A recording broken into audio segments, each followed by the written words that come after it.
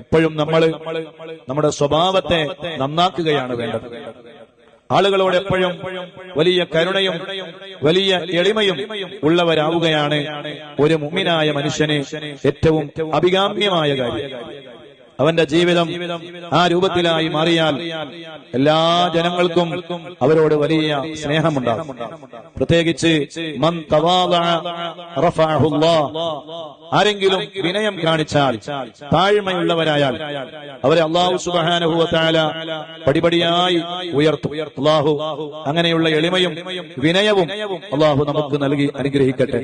എന്തെങ്കിലും ഒരു കാര്യം ഇനി നമ്മുടെ കാരണങ്ങൾ കൊണ്ട് ഉണ്ടായാൽ അതിന്റെ പേരിൽ നമ്മൾ അഹങ്കരിക്കരുത്. അതിന്റെ പേരിൽ നമ്മൾ വലിയ ആളാണെന്ന് ധരിക്കുകയോ പറയുകയോ ചെയ്യരുത്. ഇനി ഒരുപക്ഷെ ഏതെങ്കിലും ഒരാളെ ആക്ഷേപിച്ചത് കാരണത്താലോ അല്ലെങ്കിൽ മറ്റുള്ള എന്തെങ്കിലും കാരണത്താലോ ഒരാൾക്ക് എന്തെങ്കിലും ഒരു രോഗങ്ങൾ വന്നു എന്ന് കരുതുക, അല്ലെങ്കിൽ അങ്ങനെ ഒരു രോഗം പിടിപെട്ടു, ആ രോഗം കാരണം അയാൾ മരണപ്പെട്ടുപോയി എങ്കിൽ അതൊക്കെ എന്റെ പവറാണ് എന്ന് സ്വന്തമായ ആളുകളുടെ മുന്നിൽ വിളിച്ചു പറയുന്ന ഒരു സാഹചര്യവും ഉണ്ടാകരുത്. അതൊന്നും നല്ല ഒരു സ്വഭാവത്തിന്റെ അടയാളങ്ങൾ അല്ല. നമ്മളെല്ലാവരോടും വലിയ കനിവുള്ളവരാകണം. നമ്മളെ ആക്ഷേപിക്കുന്നവരുണ്ടാകും, കുറ്റങ്ങൾ പറയുന്നവരുണ്ടാകും. അതൊക്കെ നമ്മൾ ഒരു പ്ലസ് പോയിന്റ് ആയി കാണണം. എല്ലാവരും അനുകൂലിക്കുക എന്നത് ഒരിക്കലും ഉണ്ടാകാൻ പോകുന്ന കാര്യമല്ല. കുറെ ആളുകൾ എതിർപ്പുള്ള ആളുകൾ ഉണ്ടാകും. എല്ലാവരും എതിർക്കുന്ന ആളുകളായിക്കൊള്ളണമെന്നില്ല. കുറെ അനുകൂലിക്കുന്ന ആളുകൾ ഉണ്ടാകും. അവിടെ നമ്മളൊരു കാര്യം അടിവരയിട്ട് മനസ്സിലാക്കേണ്ടത്, എത്രമാത്രം എതിരാളികൾ നമുക്കുണ്ടാകുന്നുവോ അത്രമാത്രം നമ്മൾ നമ്മുടെ ജീവിതത്തെ പരിശുദ്ധമാക്കുവാനും അതോടൊപ്പം നമ്മുടെ ജീവിതത്തിൽ ഒരുപാട് കാര്യങ്ങൾ ശ്രദ്ധിക്കാനും അത് കാരണമായി തീരുമെന്ന് നമ്മൾ സ്വയം വിലയിരുത്തിക്കൊണ്ട് അങ്ങനെ ഒരു ജീവിതത്തിലേക്ക് നമ്മൾ കടക്കുകയാണ് വേണ്ടത്. അതേ സമയത്ത് നമ്മൾ ഒരുപാട് തെറ്റുകൾ ചെയ്യുക, ഒരുപാട് മോശത്തരങ്ങൾ പ്രവർത്തിക്കുക, എന്നിട്ട് അങ്ങനെയുള്ള മോശത്തരങ്ങളും അതോടൊപ്പം നമ്മുടെ ഭാഗത്തു നിന്നുണ്ടാകുന്ന കുറെ കുഴപ്പങ്ങളും നമ്മുടെ ഭാഗത്തു നിന്നുണ്ടാകുന്ന ഒരുപാട് വിഷയങ്ങളും അതിനെക്കുറിച്ചൊക്കെ ആളുകൾ ആക്ഷേപിക്കുമ്പോ നമ്മൾ പറയുക, അതൊക്കെ ആക്ഷേപങ്ങള് കേട്ട മുത്തുനബിയെ അതിന് ഉദാഹരണമാക്കുക, ആയിഷ ബീവിയെ ഉദാഹരണമാക്കുക. ഇതൊക്കെ ഒരിക്കലും പാടില്ലാത്ത കാര്യങ്ങളാണ്. ആയിഷ ബീവി റളിയല്ലാഹു അൻഹയെ ഉദാഹരിക്കുന്ന ഒരു സംഭവം ഞാൻ കാണാനിടയാണ്. അഥവാ അവര് സ്റ്റേജുകൾ മുഴുവനും പാടി നടക്കുകയാണ്. അതുപോലെ തന്നെ ഒരു സ്ത്രീക്ക് അള്ളാഹുവിന്റെ ദീന് നിർദ്ദേശിച്ചിരിക്കുന്ന എല്ലാ മറകളും എല്ലാ സീമകളും ലംഘിച്ചുകൊണ്ട് അവരവരുടെ പ്രവർത്തനങ്ങൾ നടത്തുകയാണ്. ആ പ്രവർത്തനങ്ങൾ നടത്തുമ്പോൾ ആരെങ്കിലും ആക്ഷേപിക്കുന്ന സമയത്ത് ആയിഷ ബീവിയെ ആളുകൾ ആക്ഷേപിച്ചിട്ടുണ്ട് എന്ന് ഈ ആളുകളുമായി ആയിഷ ബീവിയെ തുലനം ചെയ്യുകയാണ്, തട്ടിച്ചു പറയുകയാണ്.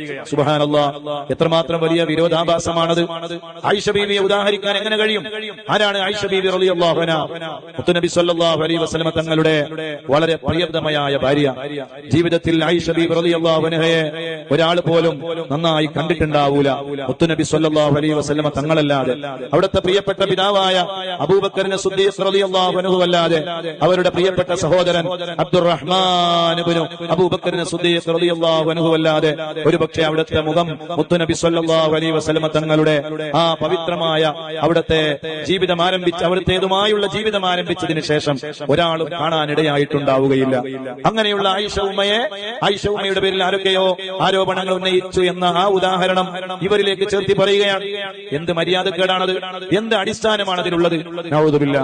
അതുപോലെ തന്നെ വേറെ ചില ആളുകൾ എന്തെങ്കിലുമൊക്കെയോ പറയാം, ആരെങ്കിലും എന്തെങ്കിലും ഇവരെ ആക്ഷേപിച്ചതിന് പേരിൽ അവരെ ശപിക്കുക. അപ്പൊ ആ ശാപം കാരണം അവർക്ക് ഇന്നാലിന്ന രോഗം പിടിപെട്ടു, ആ രോഗം കാരണമായി അവർ മരണപ്പെട്ടു പോയി എന്നൊക്കെ മൈക്കിന്റെ മുന്നിൽ വന്ന് അല്ലെങ്കിൽ ആളുകളുടെ മുന്നിൽ അല്ലെങ്കിൽ ലൈവിൽ വന്ന് പറയുക. ഇതൊക്കെ വളരെ മോശമായ കാര്യമാണ്. ഒരിക്കലും അതൊന്നും നമ്മുടെ ഭാഗത്തു നിന്ന് ഉണ്ടാകാൻ പാടില്ല. ഇനി ആരെങ്കിലും നമ്മളെ ആക്ഷേപിച്ചാൽ നമ്മൾ എന്താണ് പറയേണ്ടത്? അല്ലാഹു അവർക്ക് പുറത്തു കൊടുക്കട്ടെ, അവരല്ലാഹു നന്നാക്കട്ടെ. ബഹുമാനപ്പെട്ട ശൈഖുനാ സുൽത്താനുൽ ഉലമ ഉസ്താദ് അവർകൾ എത്ര കാലമായി ഈ പൊതുസമൂഹത്തിന്റെ ഇടയിൽ ഉസ്താദിന്റെ നമുക്ക് കാണുന്ന കണ്ണുകൊണ്ട് കാണുന്ന ഒരു നേതാവാണല്ലോ ശൈഖുന. പല ആരോപണങ്ങളും പല ആക്ഷേപങ്ങളും ശൈഖുനാ ഉസ്താദ് അവർകൾക്ക് കേൾക്കേണ്ടി വന്നിട്ടുണ്ട്. എല്ലാം പൂമാല പോലെ സ്വീകരിച്ചു. ഒന്നിനും ഉസ്താദ് അവർ നേരിട്ട് മറുപടി പറയുവാനോ ആ ആക്ഷേപിച്ചവർക്ക് ഇങ്ങനെയാവട്ടെ അങ്ങനെയാവട്ടെ എന്ന് പറയാനോ ഒന്നും ഉസ്താദ് അവർ പോയില്ല. വളരെ മോശമായ അഭിപ്രായങ്ങൾ പറഞ്ഞവർക്ക് പോലും മാപ്പ് കൊടുക്കാൻ തയ്യാറായ ഒരു വലിയൊരു നേതാവ് ഇന്നും നമുക്കിടയിൽ ജീവിച്ചിരിക്കുന്നുണ്ട്. അതാണ് ശൈഖുന സുൽത്താനുൽ ഉലമ ഉസ്താദ് അവർകൾ. എന്ത് പറഞ്ഞിട്ടും ആർക്കെതിരെയും ഒരു ആക്ഷേപത്തിന്റെ ഒരു വാക്ക് പോലും പറഞ്ഞിട്ടില്ല. ഉസ്താദുമായി 3 വർഷത്തെ ശിഷ്യബന്ധം, അതിനുശേഷം തുടർച്ചയായി എന്ത് വിഷയങ്ങൾക്കും ശൈഖുനയുമായുള്ള അഭേദ്യമായ ബന്ധം. ഏകദേശം ആ ബന്ധം തുടങ്ങിയിട്ട് ഈ വിനീതൻ അറിയാവുന്ന കാര്യം പറയാമല്ലോ, ആ ബന്ധം ഇന്നലെയും ഞാൻ ശൈഖുന ഉസ്താദ് അവർകളെ കണ്ട് സംസാരിച്ചിരുന്നു. ആ ബന്ധം തുടങ്ങിയിട്ട് അഭേദ്യമായ ബന്ധം തുടങ്ങിയിട്ട് അൽഹംദുലില്ലാഹ് ഇപ്പോൾ ഏകദേശം ഒരു 25 വർഷം തികയുകയാണ്. ഈ 25 വർഷ ജീവിതത്തിന്റെ ഇടയിൽ ഏതെങ്കിലും ഒരാളെ വ്യക്തിപരമായി ആക്ഷേപിച്ചുകൊണ്ട് എന്തെങ്കിലും ഒരു സംസാരം ഈ വിനീതനോട് പറയുന്നതോ അല്ലെങ്കിൽ ഈ വിനീതൻ ഉൾപ്പെട്ട ഏതെങ്കിലും ഒരു സബക്കുകളിലോ ഏതെങ്കിലും ഒരു ക്ലാസുകളിലോ അവർക്ക് അങ്ങനെയായി പോകട്ടെ ഇങ്ങനെയായി പോകട്ടെ, അവർ നശിച്ചു പോകട്ടെ, അവർക്ക് ശാപമുണ്ടാകട്ടെ എന്ന് തുടങ്ങിയുള്ള എന്തെങ്കിലും ഒരു ലാഞ്ചനയുടെ ഒരു വാക്ക് പോലും നമ്മൾ കേൾക്കേണ്ടി വന്നിട്ടില്ല. അതാണ് ശൈഖുന സുൽത്താനുൽ ഉലമ. വെറുതെയല്ല ആ പ്രിയപ്പെട്ട ഉസ്താദിന്റെ അനുയായികളായി നമ്മൾ ജീവിക്കണമെന്നും ജീവിച്ച് മരിക്കണമെന്നും കൊതിക്കുന്നത്. അല്ലാഹുവേ, ഞങ്ങളെ ശൈഖുനാക്ക് നീ ദീർഘായുസ് കൊടുക്കണേ അല്ലാ, ആഫിയത്ത് കൊടുക്കണേ അല്ലാ. ആരെയും ആക്ഷേപിക്കുന്നത് കേട്ടില്ല എന്ന് മാത്രമല്ല, ഉസ്താദിനെ ആക്ഷേപിച്ചവർക്ക് അല്ലാഹു പുറത്തു കൊടുക്കട്ടെ.